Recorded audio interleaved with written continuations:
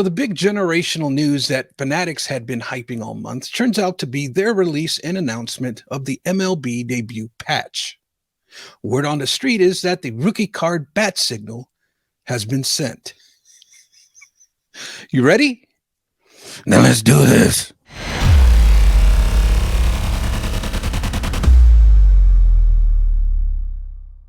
So here's what's been happening. In the last 24 hours, you have been hypnotized on rookie card hype. When I clap my hands 3 times, you will awaken.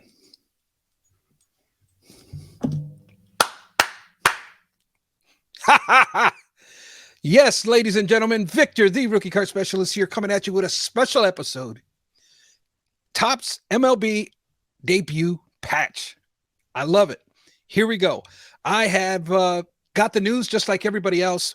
I've been on the internet, especially Twitter, reading comments after comments. I love the comments, guys. If you want to be entertained, take a thread or topic that you enjoy and read the comments, because the comments are coming out in flurry, right? There is just a wide spectrum of comments coming out. Some that are for it and some that are against it.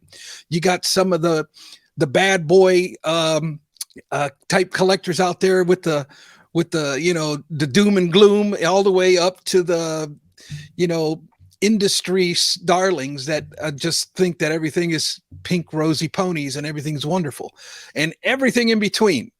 And so that's the kind of stuff I really enjoy when we get a topic that really just stirs the pot and gets people's reactions going. And that's the kind of stuff, when it comes to this kind of stuff right here, it really does entail the rookie card, right?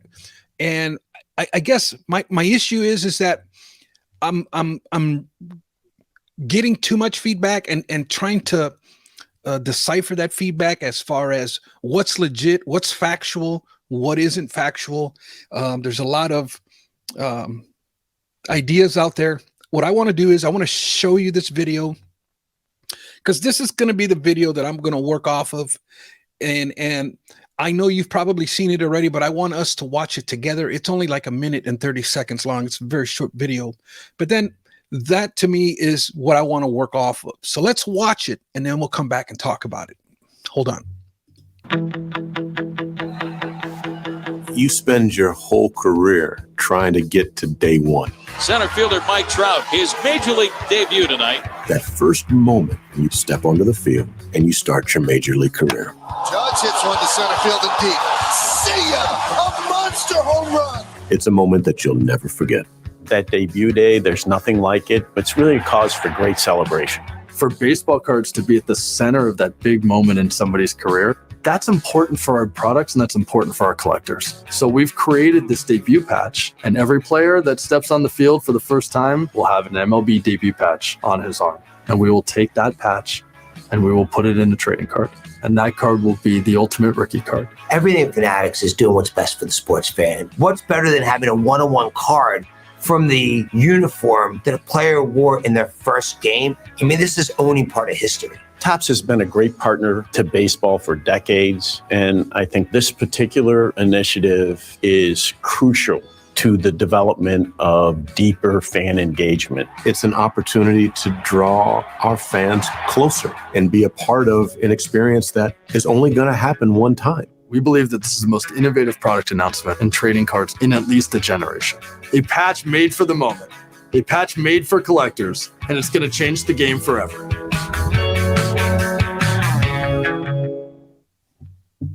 All right. With that said, let's come back to here. And let me give you some of my, I guess, thoughts on this whole concept. Let me just start by saying I like it. I think it's a good move. I think them saying that it is the most innovative concept to sports cards in a generation, I would have to agree with that. I think this really is very innovative, right?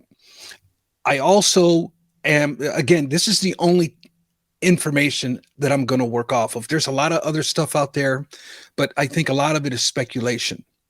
So the first thing that I see here is that we got the main people involved, right? We got Tony Clark, who's the executive director of the Players Association. We got Rob Manfred, the commissioner of baseball. Mike Mahan, I think I'm saying that right. He is the CEO of Fanatics Collectibles. And we got Michael Rubin, who is the founder and CEO of Fanatics.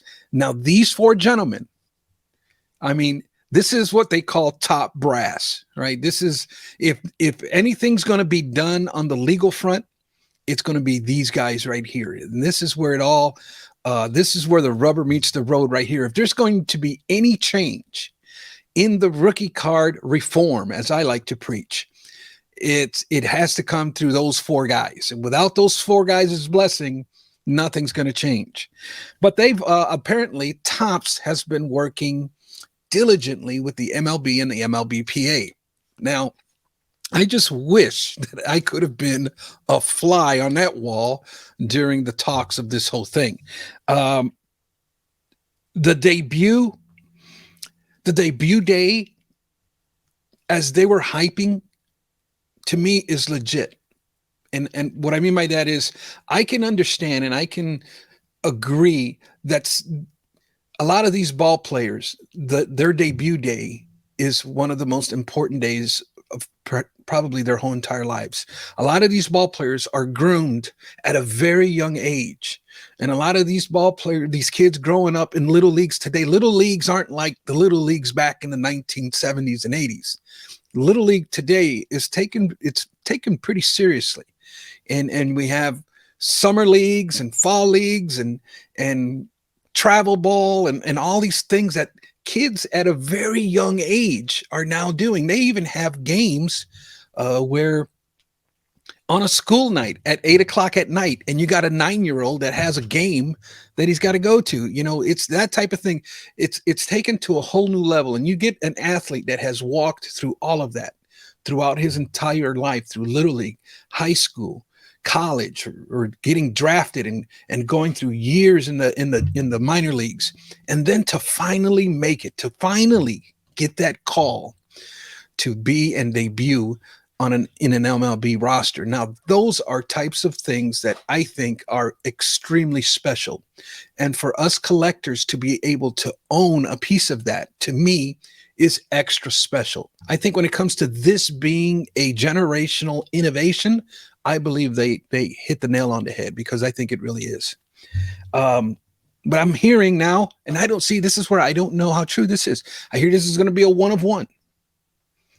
You know, now that can probably be troublesome if this is just a 1 of 1. I don't know. We will have to wait and see, but that's a lot of the speculation. It could be factual. I don't know, because I didn't do the research and the resources behind that. That's just what I'm hearing. And so my thing in all of this is, you know, I think it was Mike Mahan who said ultimate rookie card. Now that to me is where the question mark came out. What exactly does that mean? You see, because you didn't show us a card that was actually already made. You just kind of showed us the patch. And my interest is in, what does that actually, is it going to be autographed with the patch, without the patch? Are you going to start making different parallels of that patch? What is the scope of how this is going to look? And that, to me, according to the way I do things, and I guess my belief is, chase cards, this is a chase card. If it's a 1 of 1, it's a hype product, right? And a debut patch card. So that makes it a chase card. And I have a really hard time realizing or accepting that a chase card is actually a rookie card. Because then if that's a chase card, it's going to be an extremely expensive product. An extremely expensive card. And then now you isolate the majority of us collectors. If you're going to make it a chase card, a 1 of 1 card, it's going to be very pricey for the majority of the hobby. And I guess, hey, maybe that's just for people with money. and the collectors who are, you know, average salary or below, hey, that's just tough on you. You're just going to have to make more money to make it work if you want one. And so those are the types of gimmicks and shenanigans that I really struggle with. Another thing is now a chase card is really like an insert card, right? So now inserts and chase cards are rookie cards, but foundationally, traditionally, historically, the rookie card must come from a base set. So now, if this is coming from a base set, I can respect it, and I can view it as a true rookie card in my book. And so I guess there's still a lot of gray area for me. There's still a lot to be, like, for example, let's take Adley Rutschman as an example. Technically, he debuted in the MLB last year in May of 2022. Technically, he qualified for rookie card status, but they opted to wait until 2023.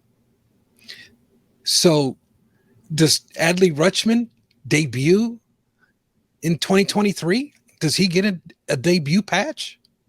Since this is officially on his cards, it's RC on his cards. It's little things like that. Or what if a guy comes up and debuts, but after a week or two gets sent back down, and he doesn't really meet or exceed rookie card expectations? And then he comes back the following year and meets rookie expectations and plays a full season. What if in 2023 he only played in 7 games, but the following year he plays a full season? So I don't know. There's a lot here. What about, is it the entire jersey, or is it going to be like a sticky patch that they're going to just put on there, and then when the player comes in, they'll peel it off? If that's the case, is there going to be one patch per inning? Or, you know, there's just so many unanswered questions that we have right now. But I guess we'll see. With that said, I think it's a fabulous idea. I would love to own one myself personally, but I don't know if I'll be able to play in that field, because I just don't have, you know, thousands of dollars to drop on a card that is going to be a one of one. But I'm all for you know, innovation. I love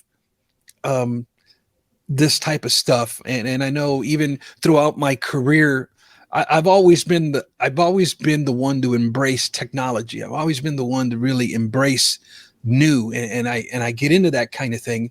But there still has to, to me, it still has to fall within a certain set of guidelines, and just for stuff to be thrown out there.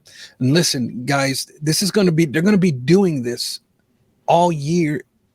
The marketing scheme that's going to be behind these things is going to get us with FOMO. It's going to hit us with FOMO.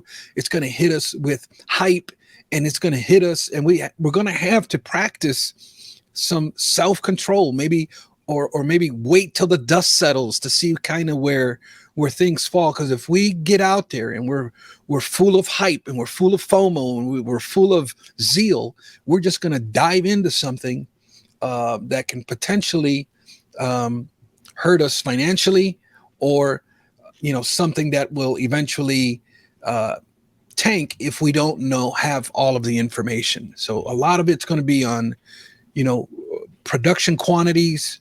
A lot of it's going to be based on a lot of different factors that we'll just have to wait and see. But as far as innovation, thumbs up. Great job, guys. Keep up the good work is the message that I would say to the PA and the MLB. Anyways, those are my thoughts, guys. This is just a quick video that I wanted to throw together. I appreciate you tuning in, and I will catch you on the next one.